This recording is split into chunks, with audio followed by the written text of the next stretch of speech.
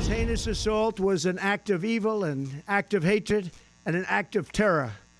It was a crime against our entire nation. It was a crime against humanity. I am determined to ensure that the animal who perpetrated this atrocity pays the steepest possible price. Fox News alert, FBI investigating the shooting of 2 National Guard members as an act of terror, as the DHS confirms the suspect is an Afghan national who entered the U.S. on a visa under the Biden administration. Fox News contributor and former NYPD inspector Paul Mauro joins us now. Paul, you've done a yeoman's job of covering this tragic story breaking, and you yesterday were one of the first to tell me you felt this would be considered an act of terror. What do we know now, and why do you see it as this act of terror?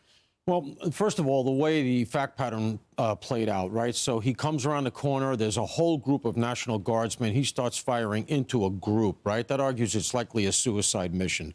You get a suicide mission, you start thinking that, okay, we likely have an ideological purpose here. So just under those facts, and you're starting to get into a political ideological purpose, you start to get into the terrorism realm. Then you have the fact that it's happening on federal territory. All of Washington is federal territory. That gives you federal jurisdiction. Now pretty much all you need is the fact that he did it for an ideological purpose. And remember something. The people he shot are also federal employees. As federal agents of the federal government, it brings you under that rubric of a federal charge. So when this all washes out, assuming it's just him, he's either going to have a terrorism charge or an attempted murder charge with a terrorism enhancement. Either way, the T word's going to be there. So this 29-year-old was brought over under the Operation Allies Welcome, of which some 90,000 came under that in the wake of the disastrous withdrawal from Afghanistan. What else have we learned about him? Fox talked to the CIA director, John Ratcliffe, saying that he may have been part of working with the CIA operation. Yeah, you know, this is a delicate and dicey thing because you have people in country at a time that American soldiers were there doing their job, and you had people, natives there, people that were native to that country, willing to assist and, in fact, fighting against the Taliban. Now, when I worked intelligence 15 years here in New York, right, I had Afghan guys who worked for me and who told me about what it was like over there, and they knew if they helped American soldiers, there was a target on their backs, and they really had to get out of town. Otherwise, their whole family would be killed. You're talking about the Taliban. They're not exactly known for their jurisprudence. Everybody is going to go. So a lot of those people, the American government vetted and brought in.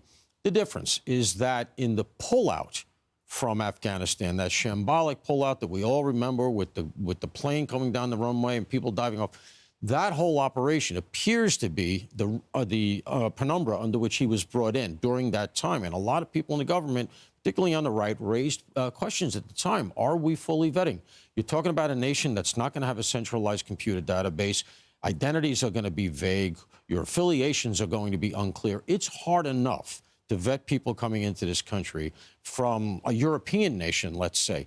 Never mind from a place like Afghanistan. And that's why questions were raised. And I think those are the questions they're going to be looking at. And the biggest question is the motive. We don't know the motive. That's Yesterday, right. The press conference officials not putting any information out there. It's not even clear that FBI or investigators have had a chance to interview or question this individual. But put your investigator hat on.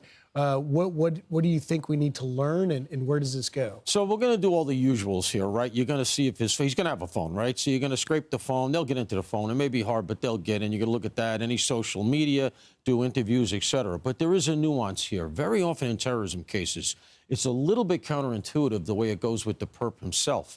Getting them to talk very often is not the problem. It's getting them to shut up. And what I mean by that is they're all over the place because they do these sorts of things to send a message. So if they survive it, they want to talk to you. They want to recount all of their grievances, the reason they did it, set themselves up as a hero. I wanted to be a martyr, et cetera, et cetera. And you'll get a disjointed narrative. Some of it quite spontaneous. I had this, and the guy was talking to me from the minute we had him. I had him in the ambulance, he's talking to me. In the emergency room, he's talking to me. And you got to make sure that you're keeping good notes because all of this stuff is judiciable. You're going to need it. Right. And it's just ferreting through everything that they're saying because they tend to be all over the place, but you'll get to a motive. If he spoke here, I hope that they were keeping real good track, maybe taped. Maybe they got a statement out of them already because you want that motive. We will be following that. Key points you raised there, Paul Mauro. Thank you for coming in early on Thanksgiving. Happy Thanksgiving.